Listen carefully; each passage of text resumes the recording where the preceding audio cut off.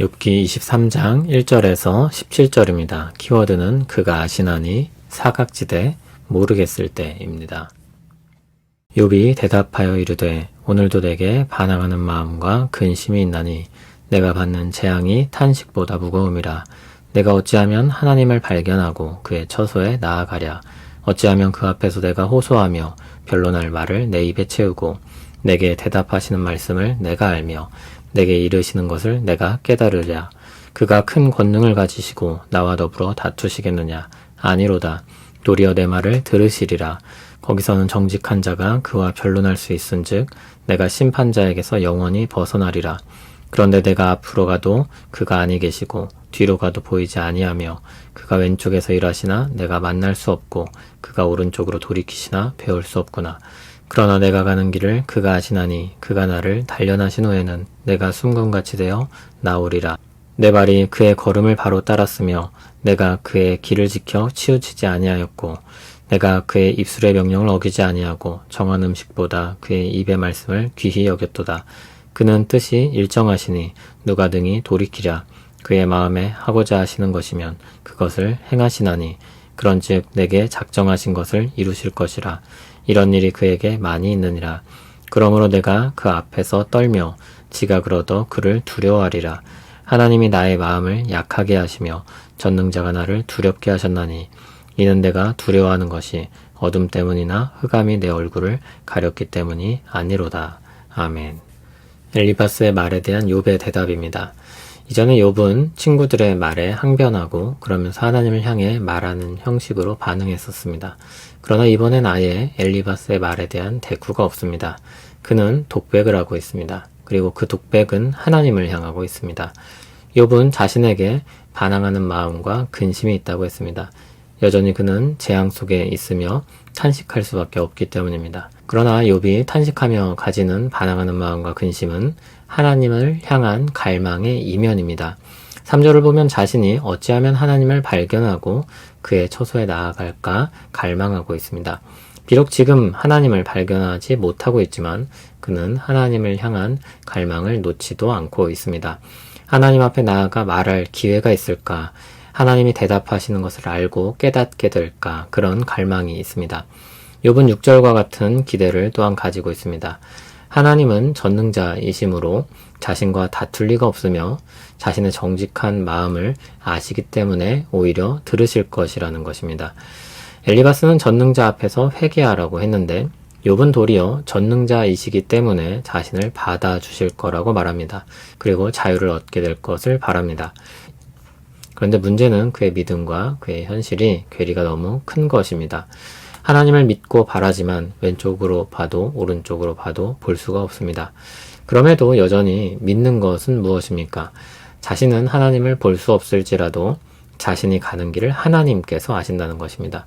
자신은 모르고 하나님은 아는 이 시간을 욥은 아마도 연단의 시간이 아닐까 생각합니다. 그 시간이 지나고 나면 자신은 정금과 같이 될 것을 믿습니다. 그 기대는 자신의 믿음 생활에서 나오는 것입니다. 11절, 12절을 보면 그는 정직하게 열심히 하나님의 길을 따랐습니다. 그러므로 전능자께서 연단의 시간을 통해 순금과 같이 될 것을 기대하는 것입니다. 하나님은 뜻하신 바를 이루는 분입니다. 그러므로 자신에게 뜻하신 것도 이루실 것입니다.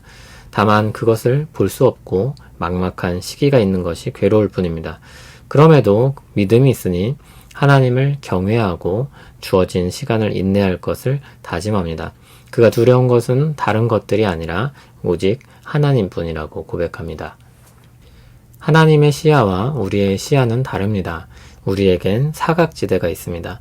신자의 갈등과 혼란은 거기서 초래됩니다. 그럼에도 욥과 같은 믿음을 가질 때가 많습니다. 믿음의 확신의 정도가 다를 수는 있어도 기본적인 생각은 비슷합니다. 하나님은 분명 전능자이시며 우리의 상황을 아신다는 것입니다. 그런데 우리를 어려운 상황 가운데 그냥 내버려 두실 때가 있습니다. 그 이유는 알지 못합니다. 하나님은 전능자이실 뿐만 아니라 선하신 분이시며 우리를 사랑하심으로 우리가 알 수 없지만 깊은 뜻이 있을 것이라고 생각할 뿐입니다. 욥의 친구들과 차이가 나는 부분은 이것입니다. 하나님께서 전능자이시고 의롭고 선하시다는 것은 모두가 동의합니다. 그런데 그 하나님께서 이유를 알 수 없는 고난을 주실 때가 있고 그럼에도 여전히 자기 백성을 사랑하실 수 있다는 것입니다. 욥은 지금 그것을 경험하고 있습니다. 욥은 이유를 알 수 없는 고난을 당하고 있습니다. 그럼에도 여전히 자비로우시며 자신을 사랑하실 것이라는 기대가 있습니다. 그래서 무엇인가 이 고난에 이유가 있다면 연단의 목적이 있지 않을까 그런 생각을 하는 것입니다. 그 시간이 지나고 나면 자신은 순금과 같은 사람이 되어 새로운 날을 시작할 수 있지 않을까 그런 생각, 그런 기대를 가지고 있는 것입니다. 이와 같은 생각은 신약 성도만이 아니라 구약 성도들에게도 분명 주어질 수 있는 것입니다. 한 예를 들면 하나님은 모세에게 자신을 계시하실 때 자비롭고 은혜롭고 노하기를 더디하시고 인자와 진실이 많다고 하셨습니다.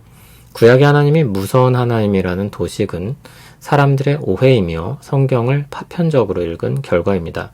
구약의 하나님이 가진 자비의 역사는 차고 넘칩니다. 욥은 하나님을 기계적인 재판관이 아니라 자비로 자신을 대하시고 연단시킬 수 있는 분이라고 생각하고 있습니다.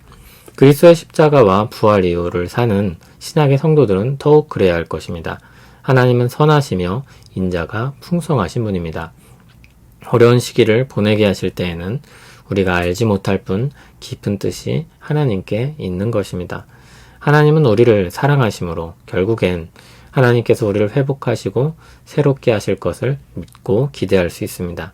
예수 그리스도 안에 있는 사람에게 주어진 은혜는 이루 말할 수 없이 큰 것입니다. 살다 보면 하나님께서 어디 계신지 모를 때가 있습니다. 우리를 향한 하나님의 뜻을 이해하기 어려울 때가 있습니다. 하나님께서 우리가 모르는 일들을 하시는 것도 많습니다. 우리는 답안지를 가지고 있고 언제든지 펼쳐볼 수 있는 세상을 살지 않습니다. 수학 문제를 풀다가 막히면 손가락을 집어넣어 뒤쪽에 있는 답안지를 보고 싶은 생각이 듭니다. 그러나 그렇게 하면 실력이 늘지 않습니다. 선생님들은 좀 더 풀어보라고 말합니다. 답을 보는 것을 일정 기간 금지하기도 합니다. 하나님께서 마치 그와 같이 자신의 뜻을 우리에게 감추으십니다.